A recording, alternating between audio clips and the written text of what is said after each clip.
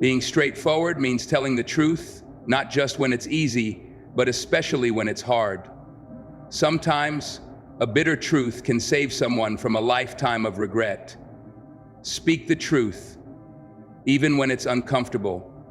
Crafted in a style inspired by Jordan Peterson. Clear, intellectually grounded, psychologically rich, and deeply human. Let's start with something fundamental: speaking the truth. Now, on the surface, that seems obvious. Everyone knows they should be honest, right? We teach our children not to lie. We post quotes about truth setting us free. And yet, in practice, truth is often the first casualty in the everyday battle between comfort and integrity. Why? Because truth costs something. Real truth, the kind that demands courage, is uncomfortable. It disturbs the status quo. It confronts weakness, exposes gaps, and threatens illusions, not just in the world around us, but within ourselves. It forces us to say what we see, even when others would rather we stay silent. Now, I'm not talking about being blunt for the sake of arrogance or tearing others down under the mask of just being real. That's not strength. That's insecurity in disguise.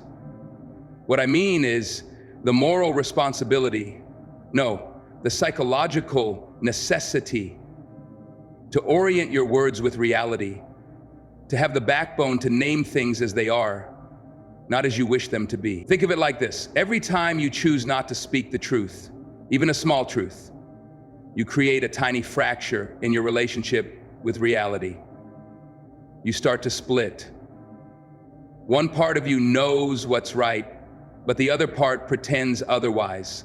And the more you split, the more you begin to drift into a fog of confusion, resentment, and eventually, this is one of the great psychological dangers of avoiding truth, because you can lie to others and still sleep at night, but lie to yourself long enough and you won't know who you are anymore. Let's consider an example.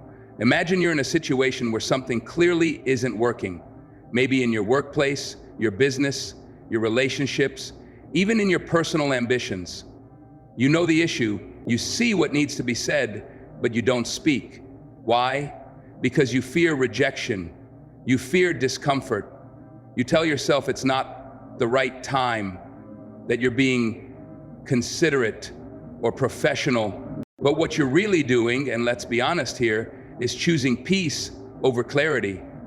And peace that comes at the cost of truth is not peace, it's denial. Here's the paradox. The more you avoid uncomfortable truths, the more discomfort you create. You delay confrontation, but intensify the consequences. You avoid hurting someone's feelings today and risk damaging the entire relationship tomorrow. You postpone a difficult conversation and find yourself buried under a pile of silent resentments you no longer know how to express. So what's the alternative? You speak, gently if needed, but directly. You look at the situation and say, what is real? This isn't working. I'm not happy with this direction. I think there's a better way. Or, most courageously of all, I was wrong. You see, truth isn't just about exposing others. It's about exposing yourself. That's why it's so terrifying. Because the moment you commit to truth, you commit to growth. And growth is not a comfortable process. It's a painful one. It means admitting flaws, confronting limitations, and holding yourself accountable. But this is where meaning lies, in that friction, in that struggle between who you are and who you could be. If only you had the courage to stop lying. People follow those they trust. Whether in travel, business, or relationships, straightforward words are the foundation of lasting trust. In a world full of filters, your honesty can be someone's peace. If you tell the truth consistently, even when it's difficult, something else begins to form around you. Trust. And trust, let me tell you, is not some optional byproduct of good behavior. It's the foundation of every meaningful interaction you'll ever have, personal, professional or otherwise. Trust is earned, word by word. You don't get it by being agreeable. You don't get it by making everyone happy. You get it by being reliable, by being the kind of person whose words mean something. When you say yes, you mean yes. When you say no, you mean no. And when you don't know, you have the integrity to say that too. Now here's the thing. People don't always want to hear the truth, but they need to know you'll tell it. That's the paradox of trust. It doesn't grow from pleasing others. It grows from consistency, predictability, honesty. These are the raw materials of a trustworthy character. And the psychological depth of trust runs even deeper. Trust isn't just a social tool, it's an existential necessity. We are creatures wired for predictability. Our nervous systems literally rely on it. In an unpredictable environment, cortisol spikes, anxiety sets in, and we become hypervigilant. We're no longer thinking clearly, we're surviving. Now apply that to human relationships. If people can't predict your responses, your principles, your tone, they will withdraw. Maybe not physically, but emotionally. They won't engage fully because they're unsure of the rules. And uncertainty in close quarters always breeds fear. As she sat watching the world go by, something caught her eye. It wasn't so much its color or shape, but the way it was moving. She squinted to see if she could better understand what it was and where it was going, but it didn't help. As she continued to stare into the distance, she didn't understand why this uneasiness was building inside her body. We play games with our words, we hedge, we soften. We dance around the truth, not necessarily because we want to lie, but because we want to be liked, or understood, or safe. So we manipulate language in subtle ways to gain approval, to avoid conflict, to manage perceptions. But what's the cost? The cost is clarity, and with it, integrity. You can't build a stable life on ambiguity. When your words are chosen to mask your intent rather than express it, you begin to fracture your relationships, your purpose, and even your identity. And the worst part is, you often don't even notice it happening. We play games with our words, we hedge, we soften. We dance around the truth, not necessarily because we want to lie, but because we want to be liked, or understood, or safe. So we manipulate language in subtle ways to gain approval, to avoid conflict, to manage perceptions. But what's the cost? The cost is clarity, and with it, integrity. You can't build a stable life on ambiguity. When your words are chosen to mask your intent rather than express it, you begin to fracture your relationships, your purpose, and even your identity. And the worst part is, you often don't even notice it happening. You start saying things like, maybe we'll see, when you know full well you're not showing up. You tell someone, it's not a big deal, even though it is. You say, I'm fine, when you're absolutely not. And every time you do that, every time you say something that isn't quite what you mean, you dilute your own power, you teach people to misread you, and you teach yourself to tolerate it. Now let's apply this practically. Let's say you're a content creator, someone documenting your travels or running a social page.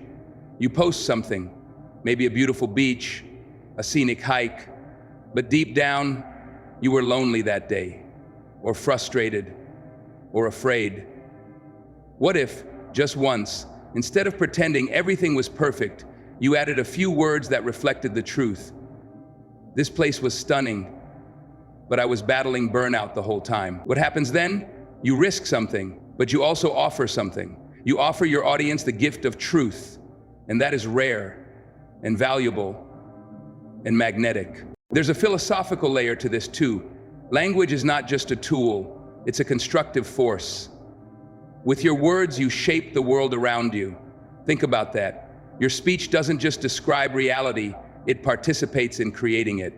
So if your speech is vague, manipulative, or hollow, what kind of world are you building? A fragile one, a dishonest one, a world of confusion and compromise. But if your speech is clear, direct, and honest, even when imperfect, then the world you build becomes one where people can breathe, where they know where they stand, and where you know who you are. This doesn't mean you have to be harsh. You can be kind and still be clear. You can be gentle and still be honest. But the key is, don't say something unless you mean it. And don't not say something just because it's uncomfortable. Be brave enough to speak with purpose, not to impress, not to manipulate, not to avoid, but to express what is actually true. Because in the end, your words are either building a bridge or building a wall. Choose wisely. Say what you mean, because clarity isn't just communication, it's character. Being straightforward is not about being rude. It's about respecting others enough to be honest and direct without hiding behind silence. True respect lies in being honest, not in saying what others want to hear. One of the most self-sabotaging things people do, and they do it constantly, is apologize for having standards. They soften their boundaries, downplay their expectations, and second-guess their values, all in the name of being polite, liked, or accepted. But let me ask you something bluntly. What happens to a person who constantly apologizes for what matters to them? They disappear. They dissolve into other people's preferences. They become pleasant, agreeable, even popular, but profoundly disconnected from themselves. And over time, they become resentful, bitter, confused, not because people mistreated them, but because they trained others to believe that what they needed didn't matter. Your standards are not the problem.